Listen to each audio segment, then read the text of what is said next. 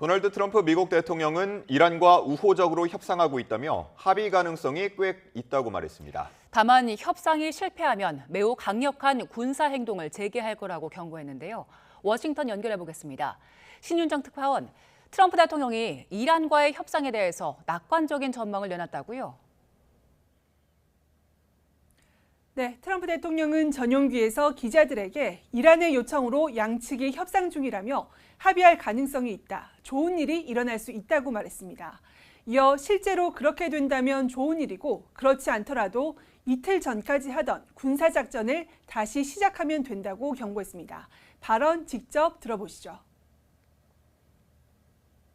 We're having good talks, so we'll see what happens. I think there's a good chance that something could happen, and if it does, good. If it doesn't, we go back to doing what we were doing 2 days ago.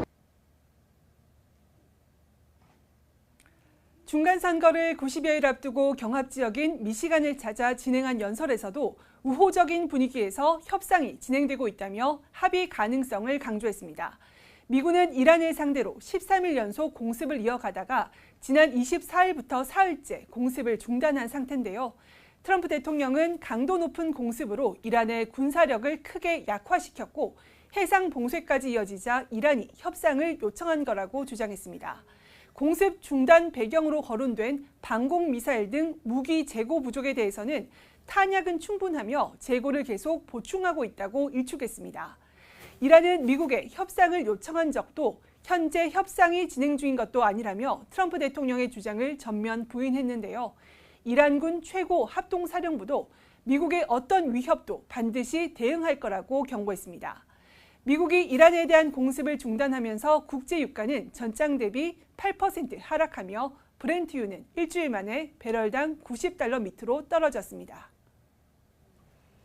네, 이런 가운데 내일 트럼프 대통령이 네타냐후 이스라엘 총리와 젤렌스키 우크라이나 대통령을 잇따라 만난다고요?